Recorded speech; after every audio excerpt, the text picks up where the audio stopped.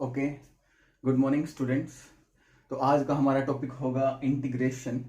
और इंटीग्रेशन का मतलब क्या होता है? इंटीग्रेशन आपका होता है चीज़ों को इंटीग्रेट करना, ऐड करना, ठीक है, एडिशन करना, चीज़ों का सम करना उनका, ठीक है। जैसे आप 10th क्लास में पढ़ते हैं सम्मेशन, तो सम्मेशन के जैसा ही कुछ है ये, बस थोड़ा सा इसके अंदर चेंजेस आने वाले हैं।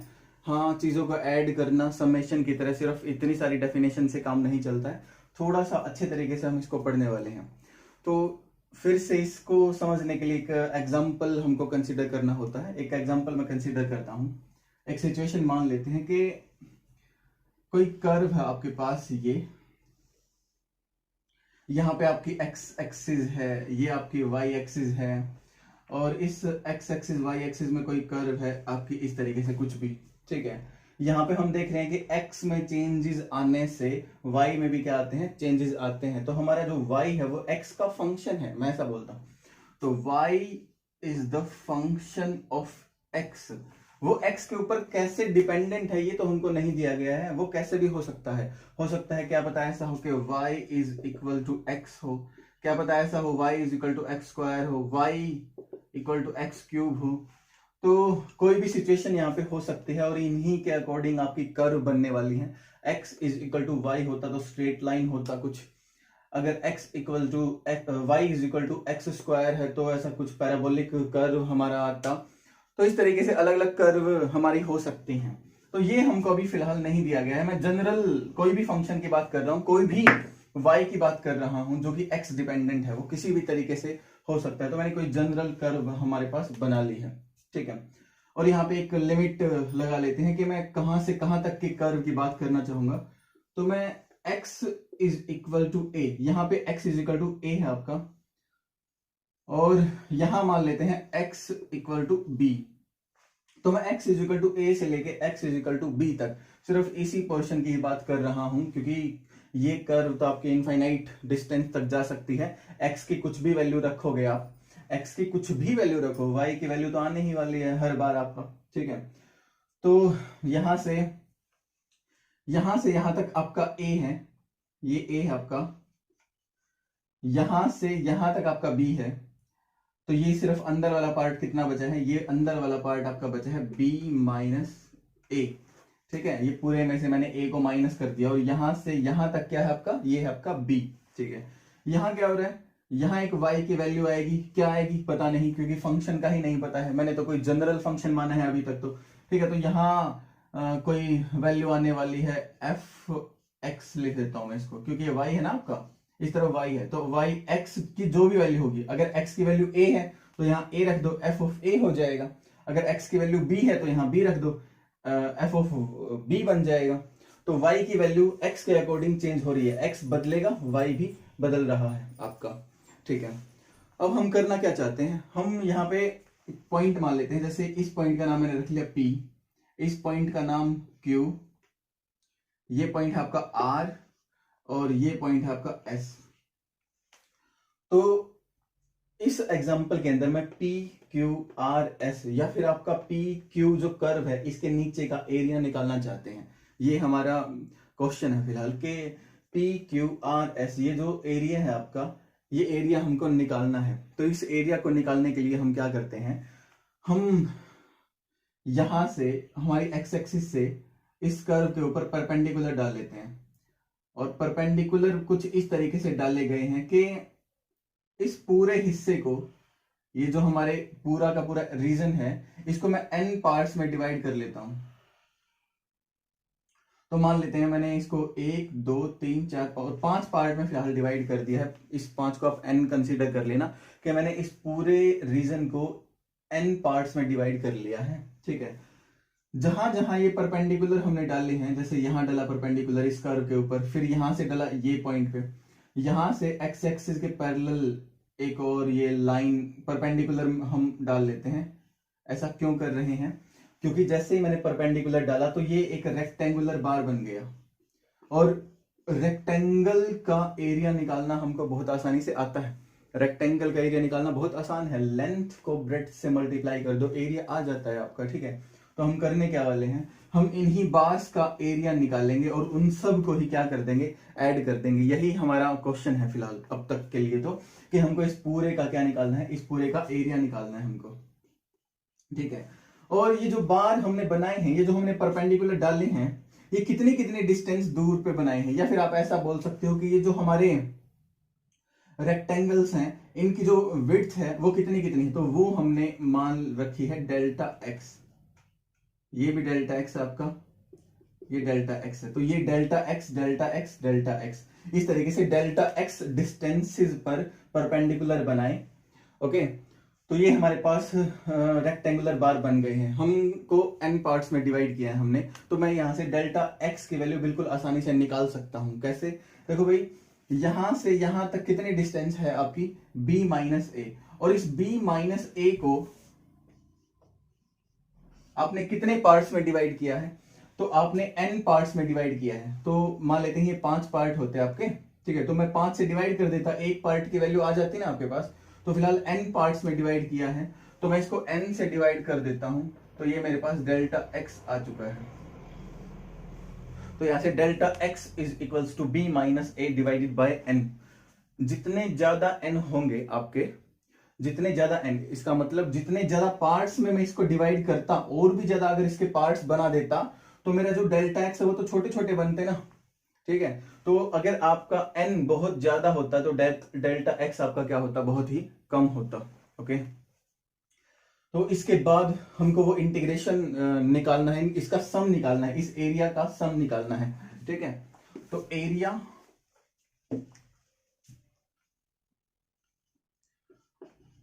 PQRS कर्व के अंडर का कैसे निकलने वाला है ये, इस एरिया को मैं I डैश से रिप्रेजेंट कर लेता हूं। कैसे निकलने वाला है, पहले वाले रेक्टेंगल प्लस दूसरे वाले रेक्टेंगल का एरिया प्लस तीसरा, और ये n पार्ट्स तक सबको ऐड कर दो।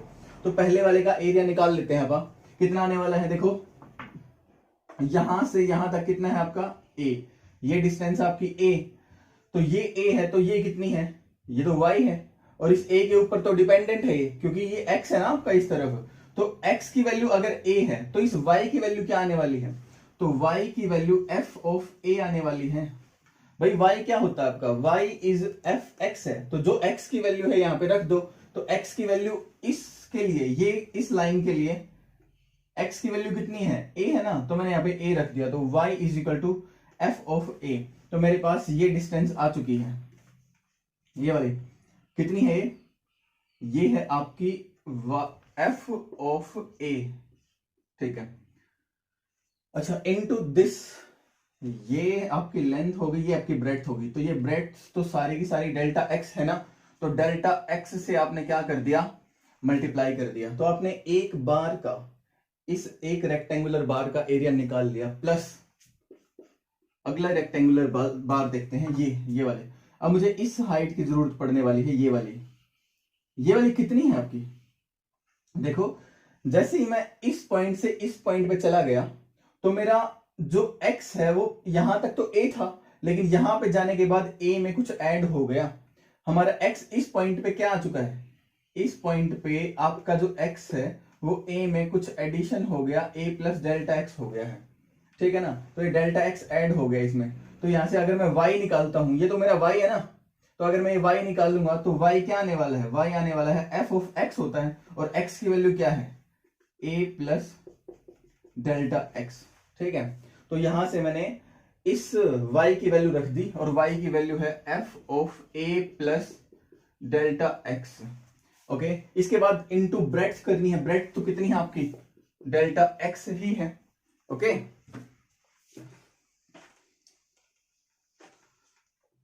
नेक्स्ट क्या करना है आपको, नेक्स्ट फिर मैं इस रेक्टेंगुलर बार का निकाल चुका हूं एरिया, अब मैं थर्ड वाले बार की बात करता हूं। थर्ड वाले बार के लिए हमको ये वाली डिस्टेंस निकालनी पड़ेगी। तो यहां पे जाने के बाद x कितना हो गया, यहां पे जाने के बाद x आपका देखो, यहां पे था आपका x a delta x plus delta x, तो a plus 2 times delta x हो चुका है आपका, ठीक है ना। आपका टोटल x ये बन चुका है, तो y कितना बनेगा, तो y बनने वाला है f of a plus 2 times delta x और इनटू डेल्टा x। प्लस इसी तरीके से थर्ड बार का और फिर फिफ्थ बार का, सिक्स्थ बार का और फिर लास्ट बार का हम लेने वाले हैं। ये हमारी लास्ट वाली बार है। ये लास्ट वाले बार का देखते हैं क्या आने वाला है। देखो, जब हमने यहां पे फर्स्ट वाली बार ली थी तो मैंने ये ए लिया था, फिर इसके अंदर मैंने डेल्टा एक्स को ऐड कर दिया सेकंड के लिए, ठीक है।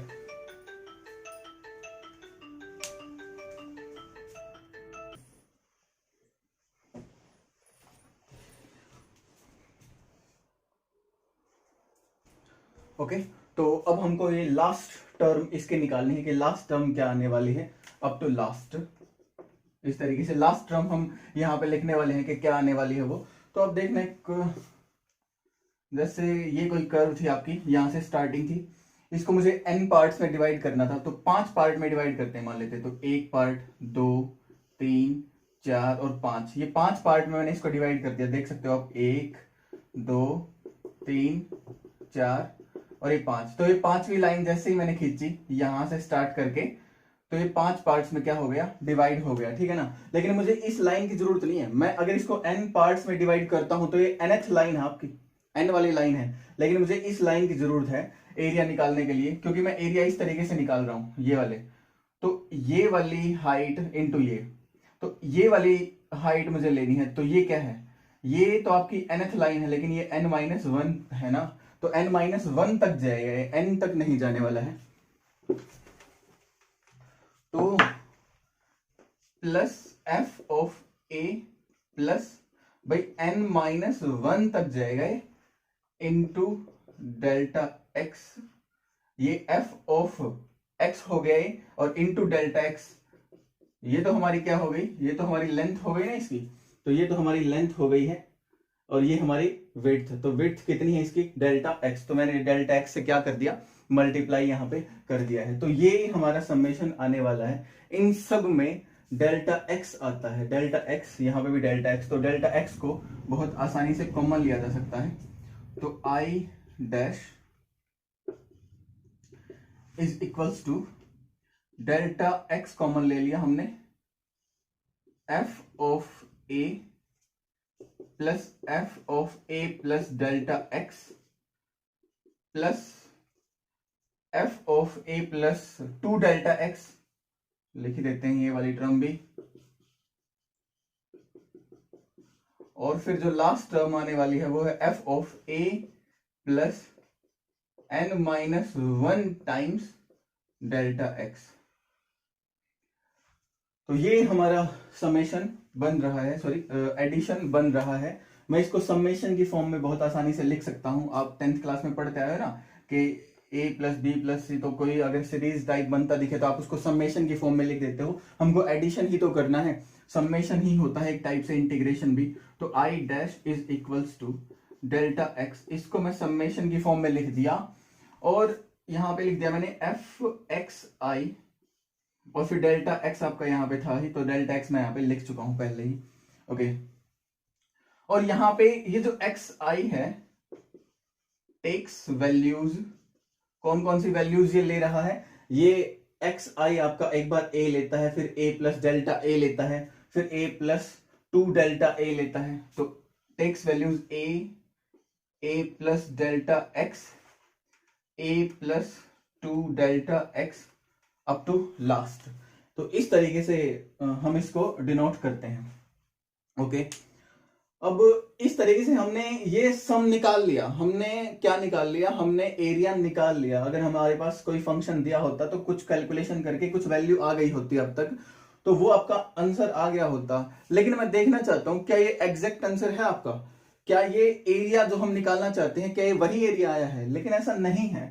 आप देखो, मैंने रेक्टेंगल्स का एरिया निकाला है, ये वाले रेक्टेंगल्स का एरिया निकाला है। अब ऊपर वाला जो हिस्सा है ये वाला, ये ट्राइंगल्स जो आपको छोटी छोटी दिखाई दे रही हैं, इनका एरिया तो लिया ही नहीं हमने। इन ट्राइंगल्स का एरिया अब तक हमने नहीं लिया है, ठीक है ना। तो इन ट्राइंगल्स का एरिया रह गया है, तो मैं ऐसा नहीं बोल सकता हूं कि मेरा आंसर प्रिसाइज आया है बिल्कुल। तो इनको भी अगर इंक्लूड करना होता तो क्या कर सकते हैं हम, तो इनको इंक्लूड अगर करना है तो ऐसा करो कि ये जो हमने डेल्टा एक्स बनाया है ना, इस डेल्टा एक्स को बहुत ही कम कर दो। मैं आपको करके दिखाता हूं।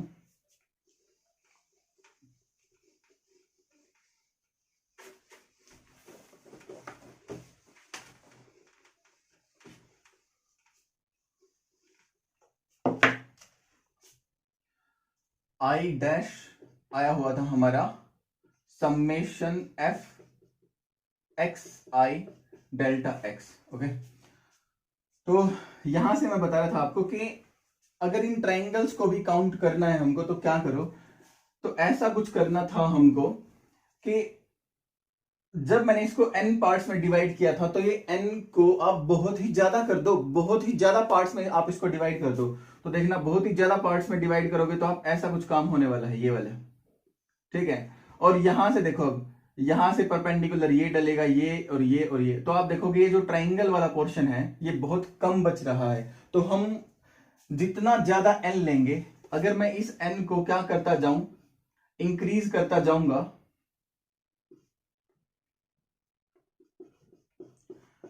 अगर इस n को मैं लगातार इंक्रीज करता जाऊंगा तो ये ट्राइंगल्स जो हैं बिल्कुल नजदीक नजदीक पॉइंट आने वाले हैं। फिर जो यहां से परपेंडिकुलर डालेंगे हम, ये पॉइंट आ गया, ये पॉइंट आ गया, तो लगभग ये सारी ही कर्व आपकी क्या हो जाएगी, इंक्लूड हो जाएगी। ट्राइंगल्स का एरिया ना के बराबर बचने वाला है, 0 के इक्वल बचने वाला है, ठीक है। तो अगर आपका n क्या है, अगर आपका n बहुत ही ज्यादा कर दिया तो डेल्टा एक्स क्या हो गया, बहुत ही छोटा। तो आप देख भी सकते हो कि छोटे छोटे पार्ट्स बन रहे हैं बिल्कुल ही, ठीक है। तो डेल्टा एक्स को कम से कम करना होता है, तो डेल्टा एक्स को कम करने के लिए मैं यहां पे लिमिट अप्लाई कर देता हूं। यहां पे मैंने आई के ऊपर, ये जो आई है हमारा, इसके ऊपर एक लिमिट अप्लाई कर दी, आई डैश जो था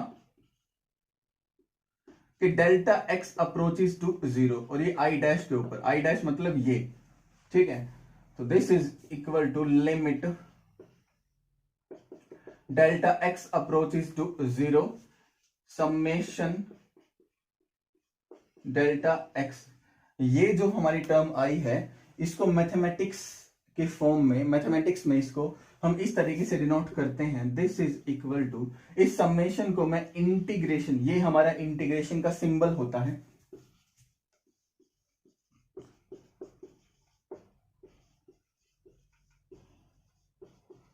तो इस समेशन को मैं इंटीग्रेशन की फॉर्म में चेंज कर दिया। और इस, ये हमारा फंक्शन यहाँ पे सेम टू सेम, और ये जो डेल्टा है अगर बहुत ही छोटा अप्रोच हो गया है, बहुत ही कम चला गया है ना, 0 को अप्रोच कर रहा है, तो मैं इसको d में चेंज कर देता हूं, तो ये dx। ये काम हम डिफरेंशिएशन में भी कर चुके हैं, जब डेल्टा पे लिमिट्स लगाते हो आप 0 पे अप्रोच करके तो वो d में कन्वर्ट हो जाता है। तो इसको मैथमेटिक्स में हम इस फॉर्म में लिखते हैं, तो ये हमारी इंटीग्रेशन है, यही हमारा इंटीग्रेशन है। अब इसमें और इसमें डिफरेंस क्या है, ये वाली टर्म कैसे आई थी, तो ये वाली टर्म आपको याद होगा हमने बहुत सारी टर्म्स को साथ में ऐड किया था, हमने बहुत सारी टर्म्स को क्या किया था, ऐड किया था, तब जाके मैं ये समेशन लिख रहा था। लेकिन यहां मैं आई वगैरह कोई चीज यूज नहीं कर रहा हूं कि आई क्या क्या वैल्यू लेने वाला है, यहाँ पे तो मुझे, मेरे पास डायरेक्ट फंक्शन ही दिया गया है, तो मुझे यहाँ पे फंक्शन रखना है, और इसको इंटीग्रेट करने का कोई तरीका होता होगा, इस फंक्शन को निकालने का, इस इंटीग्रेशन को निकालने का कोई तरीका होगा हमारे पास, ठीक है। तो उससे हम सोल्व कर लेंगे। तो यहाँ पे कंटिन्यूअस चल रहा है आपका, यहाँ पे कंटिन्यूअस वेरिएशन चल रहा है सम के अंदर, यहाँ पे मैं डिस्क्रीट वैल्यूज को, अलग अलग वैल्यूज को ऐड कर रहा था, यहाँ पे मेरा कर्व कंटिन्यूअस चल रहा है, बिल्कुल कंटिन्यूअस चल रहा है ये इस तरीके से। यहाँ पे परपेंडिकुलर डाला, फिर जस्ट यहाँ पे, जस्ट फिर यहाँ पे, तो इस तरीके से कंटिन्यूअस पार्ट से चल रहे हैं, मैं अलग अलग पार्ट्स को इस तरीके से ऐड नहीं कर रहा हूं आपके पास, ठीक है। तो ये इंटीग्रेशन में और समेशन में डिफरेंस होता है। इंटीग्रेशन आपका कंटिन्यूअस फंक्शन चलता है, कंटिन्यूअसली चलता है, और समेशन के अंदर हम डिस्क्रीट वैल्यूज, अलग अलग वैल्यूज को ऐड करते हैं, ठीक है। तो यहां से ये आ गया हमारे पास, okay।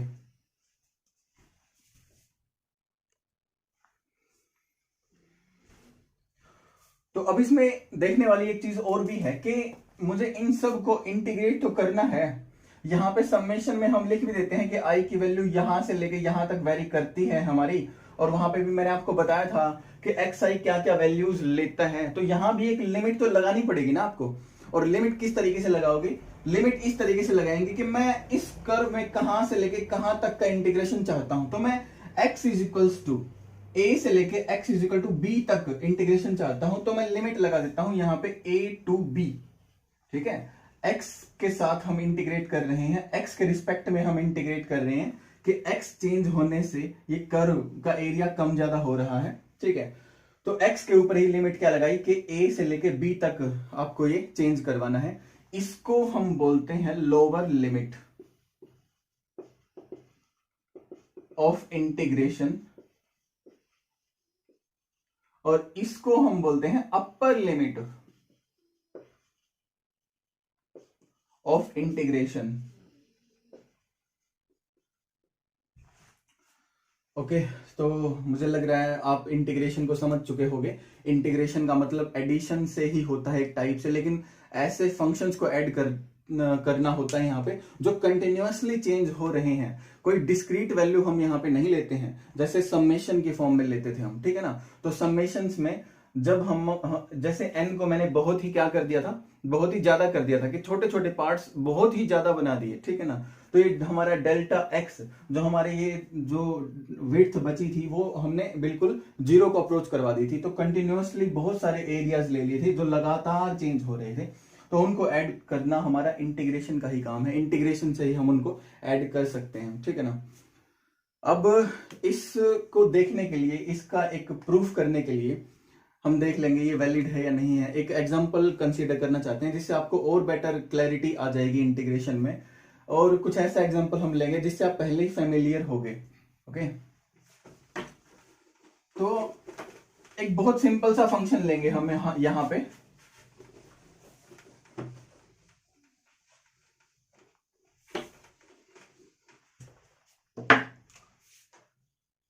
एक एग्जांपल कंसीडर कर रहा हूं मैं,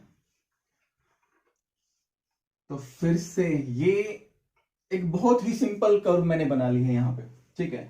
और यहाँ पे क्या है, जितना x है उतना ही y है आपका, जितना x उतना ही y। तो मैं बोल सकता हूं कि जो हमारा y है वो डिपेंडेंट है ना x के ऊपर। और कैसे डिपेंडेंट है वो, y is equal to x के साथ डिपेंडेंट है। ये हमको डायरेक्ट फंक्शन ही दे दिया। पिछली बार हम जनरल फंक्शन की बात कर रहे थे, हम fx को लेके ही चल रहे थे, लेकिन अब की बार फंक्शन दे ही दिया है कि x कितना है, सॉरी y कितना है, y उतना ही जितना आपका x होता है, ठीक है। तो यहां पे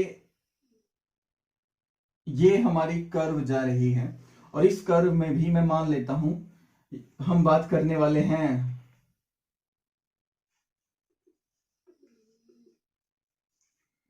यहां से लेके यहां तक की कर्व की, मतलब x is equal to a से x is equal to b तक बात करना चाहते हैं।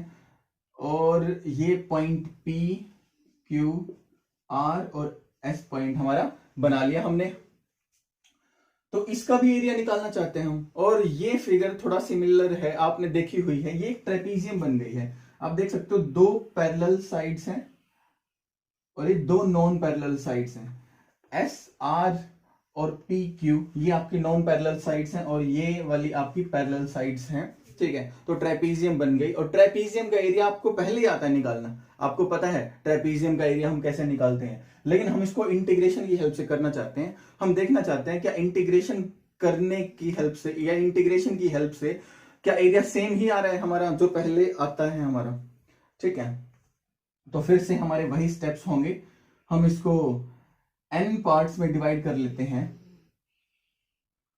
तो मैंने इसको बहुत सारे पार्ट्स में डिवाइड कर लिया, n पार्ट्स में डिवाइड कर लिया, और एक पार्ट की जो विड्थ है वो कितनी है, डेल्टा x है।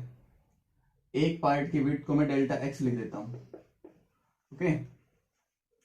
यहां से यहां तक आपका a है, यहां से यहां तक आपका b है, तो ये बीच वाला कितना बचा, b माइनस a बचा।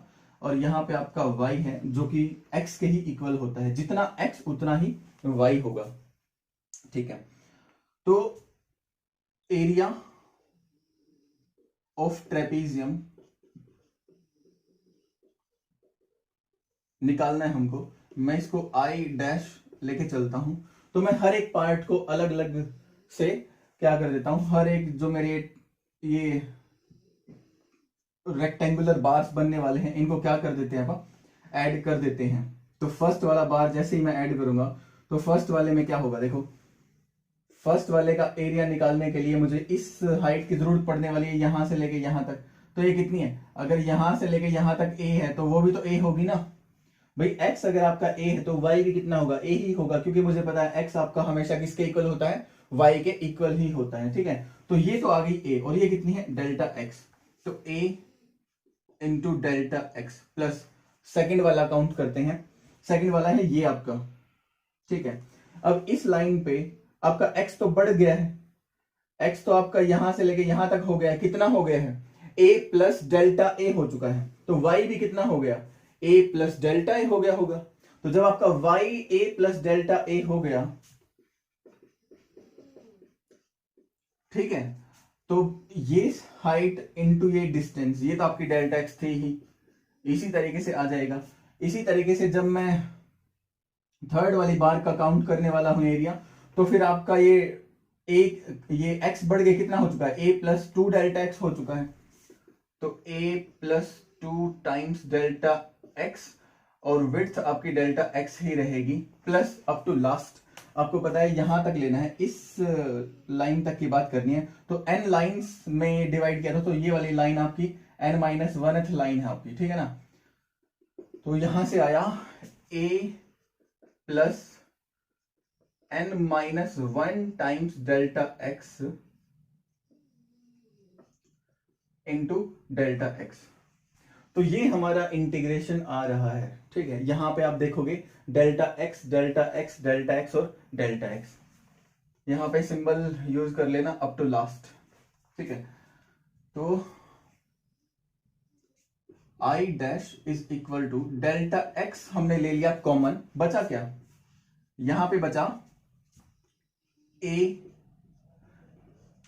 Plus delta x plus a plus two delta x, और यहां डेल्टा एक्स कॉमन ले लिया, सिर्फ ये बचा, क्या है ये, a plus n minus one times delta x.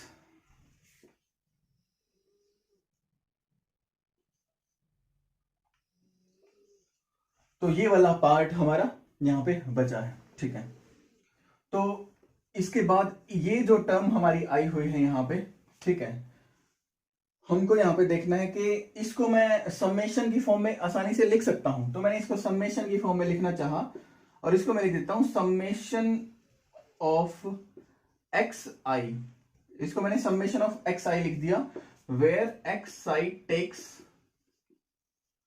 Values, कहां तक की वैल्यूज ये ले रहा है, ये ले रहा है ए प्लस डेल्टा ए, और फिर a plus two delta times a, और अप टू द लास्ट।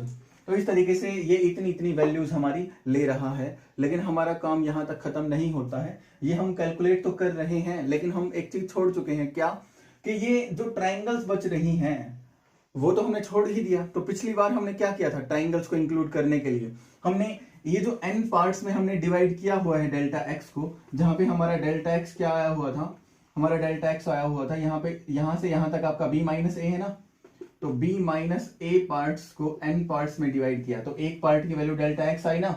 तो इस डेल्टा x को हम जीरो लिमिट पे अप्रोच करवाना चाहते हैं, कम से कम करवाना चाहते हैं, क्योंकि जब मैं इसको कम से कम करवाता था तो ट्राइंगल्स का जो एरिया बनने वाला है वो ना के बराबर बनने वाला है। ओके, तो यहां पे आपको यही काम करना है कि इस आई डैश के ऊपर आप एक लिमिट अप्लाई करवा दो, delta x tends to zero, फिर मैं इसको आई से डिनोट करने वाला हूं।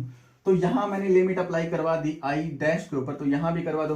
तो यहां लिमिट अप्लाई कर दी delta x approaches to zero, तो एक इसमें कन्वर्ट हो जाने वाला है ये, और डेल्टा एक्स, तो ये आने वाला है आपका इंटीग्रेशन में, ठीक है ना।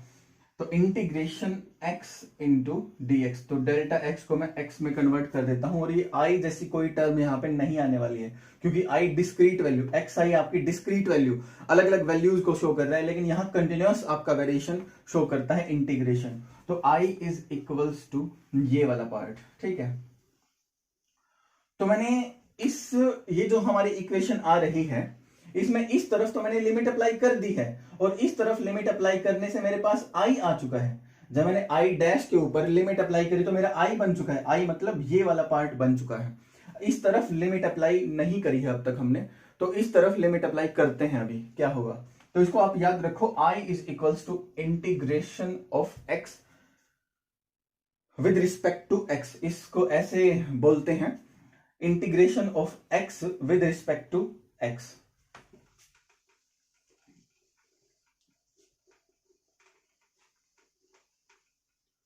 तो हमारा समेशन आई जो कि integration of x into dx हो चुका है। अब मुझे इस तरफ लिमिट अप्लाई करनी है। मैं पहले इसको थोड़ा सा सोल्व कर लेता हूं इस टर्म को, फिर बाद में लिमिट अप्लाई कर दूंगा।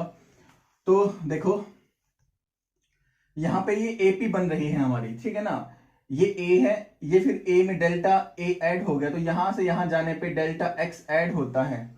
यहां से यहां जाने पे भी डेल्टा X ऐड हो रहा है, और यहां से आगे जाने पे भी डेल्टा X ही हमारा ऐड हो रहा है। तो delta X delta X delta X, ठीक है ना। तो आपका जो कॉमन डिफरेंस है वो डेल्टा X आ रहा है यहाँ पे। तो AP बन रही है यहाँ पे, कांस्टेंट कॉमन डिफरेंस यहाँ पे आया है हमारा, ठीक है। और AP का जो सम होता है उसका फॉर्मूला क्या कहता है? AP का जो सम है वो कहता है number of term divided by 2 first term plus last term. ये AP का सम निकालने के लिए हमारे पास फॉर्मूला है। बहुत आसान होता है फॉर्मूला जब फर्स्ट टर्म और लास्ट टर्म हमारे पास होती है तो, ठीक है। तो फर्स्ट टर्म क्या है यहाँ पे? फर्स्ट टर्म हमारी A गिवन है हमारे पास, ठीक है, और लास्ट टर्म हमारी ये वाली गिवन है, ठीक है। तो हमारा फॉर्मूला क्या बना? This is equal to delta x, number of term यहां पे delta x, 2 delta x, 3 delta x आएगा, फिर n-1 डेल्टा एक्स आएंगे। तो n-1 टर्म तो यहां से लेके यहां तक है ही, और एक ये a खुद है, तो टोटल टर्म हमारी n है यहां पे। तो total term divided by 2 first term plus last term. Last term क्या है? a plus n-1 delta x, ये हमारी लास्ट टर्म है। यहां से I x dx is equal to, देखो n delta x divided by 2 times a minus n delta x minus delta x। अच्छा, मैं डेल्टा x की वैल्यू यहां से निकाल चुका हूं पहले ही। डेल्टा x क्या होता है? b minus a over n होता है आपका, ठीक है। तो यहां से डेल्टा x इंटू एन क्या आया? b माइनस a आता है ना। तो जहां भी आपको n डेल्टा x दिखता है वहां पे आप b माइनस a पुट कर सकते हो, ठीक है। ओके, यहां पे देखना इंटीग्रेशन मैंने चेंज कर दिया। लिमिट अप्लाई करने के बाद मैंने इंटीग्रेशन की फॉर्म में इसको चेंज कर दिया था। लिमिट लगानी रह गई थी यहाँ पे, तो लिमिट्स कहां से कहां तक है? तो मैं यहां से लेके यहां तक का ही एरिया का एडिशन चाहता हूं ना। तो मैं a से लेके b तक का एडिशन चाहता हूं, तो a से b।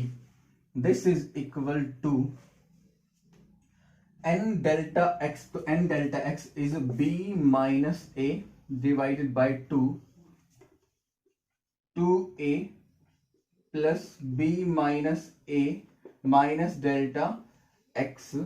This is equal to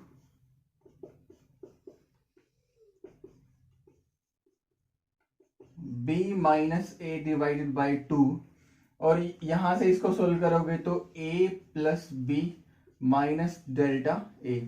तो ये वाली टर्म हमारे पास आ चुकी है। इसको एक बार मैं रब कर देता हूं बोर्ड को, फिर देखते हैं क्या होगा यहां पे।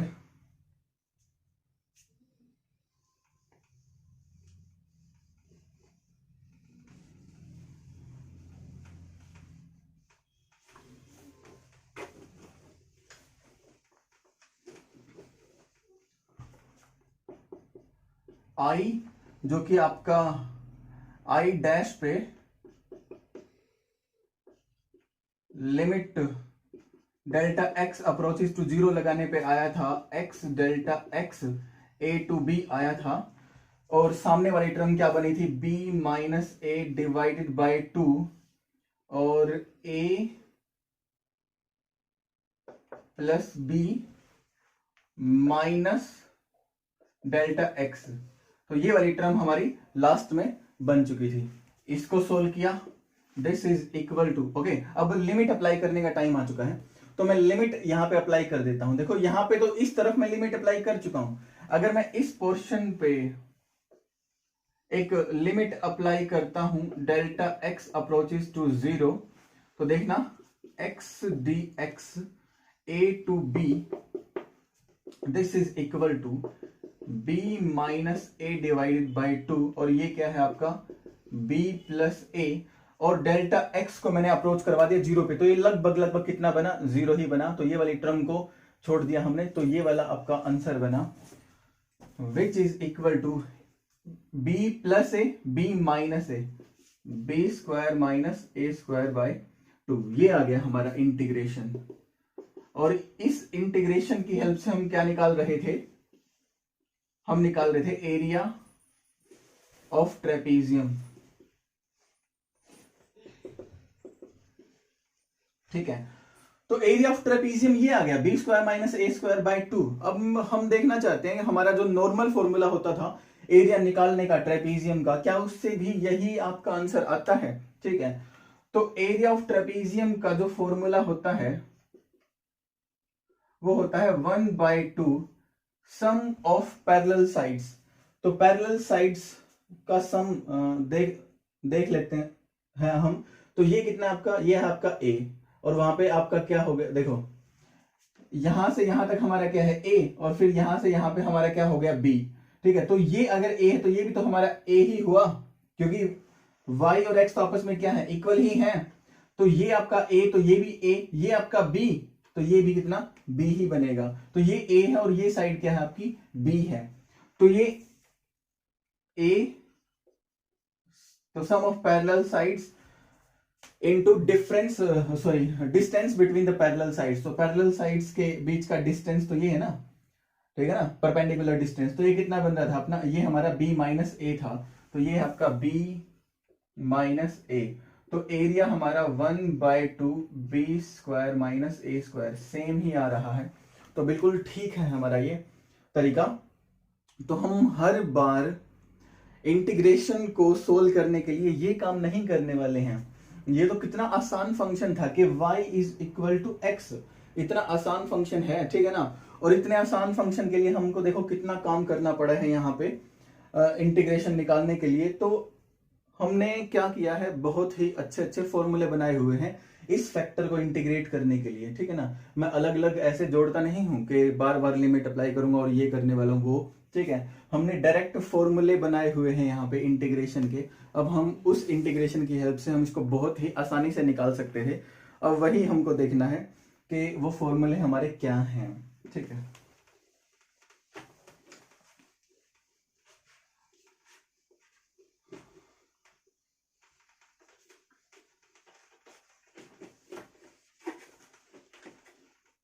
इंटीग्रेशन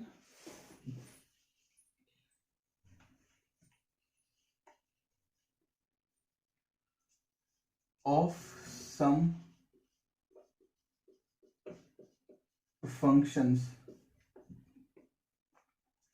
एक बहुत ही सिंपल फंक्शन हम लेते हैं x raise to power n, और इसका इंटीग्रेशन करना है x के ही रिस्पेक्ट में, ठीक है।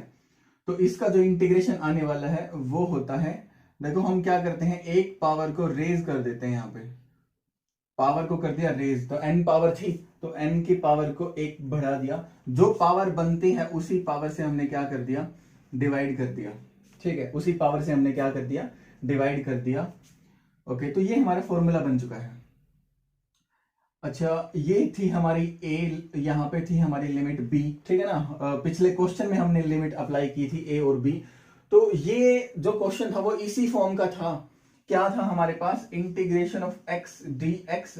अगर मैं इसको इंटीग्रेट करना चाहता हूं इसी रूल से, तो क्या कहता है ये रूल हमारा, ये कहता है कि पावर को एक ज्यादा कर दो, एक पावर तो है ही, एक पावर ज्यादा कर दो, उसी पावर से क्या कर दो, डिवाइड कर दो आप, ठीक है। और लिमिट्स हमारी a to b थी उस क्वेश्चन में।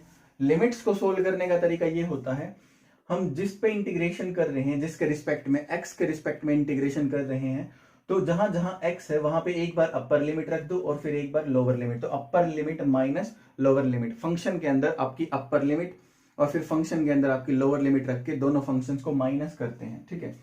तो इसके ऊपर लिमिट अभी नहीं लगाई है मैंने, तो लिमिट को इस तरीके से लिख देते हैं, a और b सोल्व नहीं हुआ है। तो लिमिट को जब मैं सोल्व करता हूं तो x की बजाय अपर लिमिट b रखना है, तो b रख दिया, और इसका क्या है स्क्वायर, और फिर माइनस लोअर लिमिट, तो x की बजाय अब क्या रखना है, a रखना है, और इसका क्या था स्क्वायर, और 2 तो था ही नीचे, ठीक है ना। तो x dx का इंटीग्रेशन ये हमारे पास आ जाएगा, जो कि बहुत आसानी से हमने कर लिया। और भी हमारे पास फंक्शंस होते हैं, जैसे एक फंक्शन हमारे पास है साइन एक्स, इसका इंटीग्रेशन हमको करना है। तो साइन एक्स का इंटीग्रेशन होता है माइनस कोस एक्स। अगर मैं कोस एक्स का इंटीग्रेशन करना चाहता हूं एक्स के रिस्पेक्ट में, तो ये आने वाला है हमारा साइन एक्स।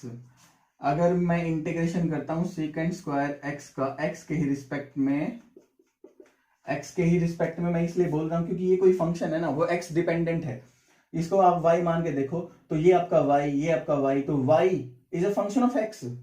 खुद x ही तो आता है, अगर x बदलेगा तो cos x नहीं बदल जाएगा, ठीक है। तो ये अगर आपके y फंक्शंस हैं जो कि x डिपेंडेंट है, तो x के ही रिस्पेक्ट में इंटीग्रेशन कर रहे हैं, तो इसका इंटीग्रेशन होता है टेंजेंट x। मैं आपको सिंपल फॉर्मूले बता रहा हूं जो हम नॉर्मली यूज करते हैं। 1/x का अगर आपको इंटीग्रेशन करना होता है, ये होता है आपका log x।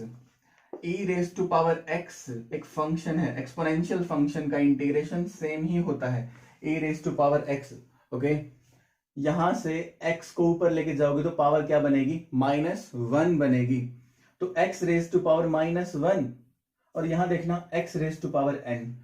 तो ये वाला फॉर्मूला ठीक है, वैलिड है, लेकिन कब तक, जब तक n की वैल्यू नॉट इक्वल टू -1, ठीक है ना।